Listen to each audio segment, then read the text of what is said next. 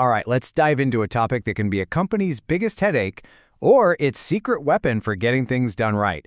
We're talking about outsourcing vendor management. Let's get into it. So, does this feel familiar? You're trying to juggle a dozen different suppliers, right? And they all have their own timelines, their own ways of communicating, their own standards. It can feel less like a well-oiled machine and more like, well, just a total mess. And you know, that complication isn't just a small annoyance. It's a real drag on your resources, on your team's time, and most importantly, on their focus. So what does this chaos actually look like day to day? Okay, so let's start by pinpointing the real warning signs. These are the red flags that tell you, hey, your vendor relationships might actually be holding you back. Do any of these hit a little too close to home? When your partners are constantly missing deadlines, it's not just frustrating, it can throw off your entire production schedule. And what about the budget? If you keep getting hit with surprise costs, it's a huge sign that nobody has a firm grip on the spending. Inconsistent quality? That means you can't trust your own final product. Unclear communication leads to really expensive mistakes. And when there's no real accountability, small problems just get bigger and bigger. Suddenly you realize that managing your partners has become a full-time job in itself. This quote really just nails it. Your team should be focused on your core mission, right? Not constantly putting out fires caused by disorganized partners. So, if this chaos is the problem, what's the solution? So how do you fix this? The answer is all about bringing in a more structured approach. Outsourcing your vendor management. But what does that actually mean? In the simplest terms, it's about bringing in an expert whose entire job is to manage all of your external partners.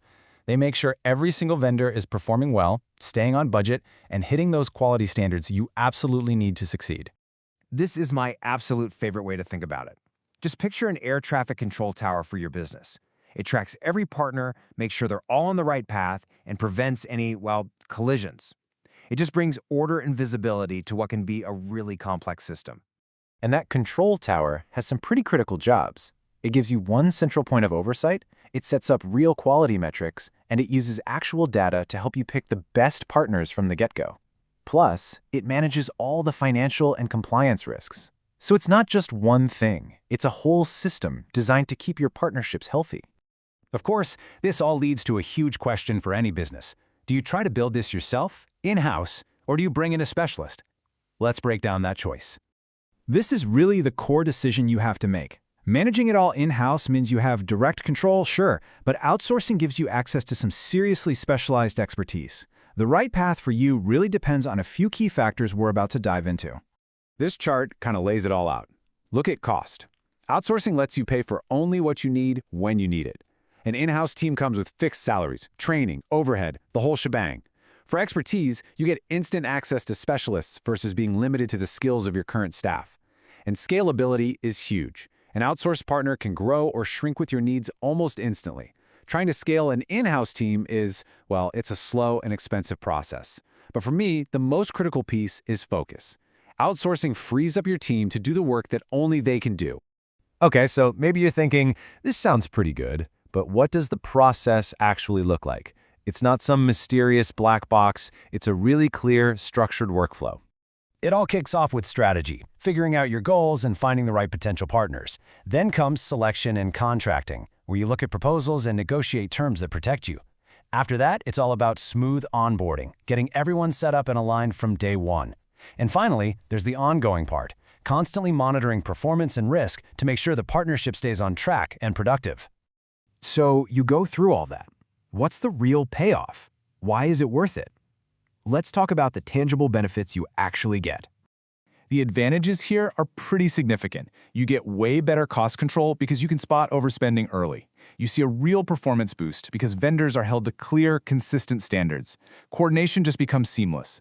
And here's a huge one. Disruption readiness. If a key vendor suddenly fails, you already have a backup plan ready to go. On top of all that, you get to use high-end management tools and platforms without having to buy all the expensive licenses yourself. And this isn't some niche solution. It's being used across all the major industries. In healthcare, it's absolutely critical for managing supplies and compliance. For IT and software companies, it ensures their services stay up and running securely. E-commerce depends on it to coordinate this massive web of delivery and tech partners. Banking needs it for tight security and regulations, and manufacturing uses it to keep their supply chains moving like clockwork. At the end of the day, that's what this is all about. It's about making a shift, moving away from constantly reacting to problems and moving toward proactive, strategic management of your partnerships. It literally replaces chaos with clarity. So the real question I want to leave you with is this. When you look at your own business, at your own partnerships, is it time for you to bring some order to that vendor chaos? Thanks for tuning in.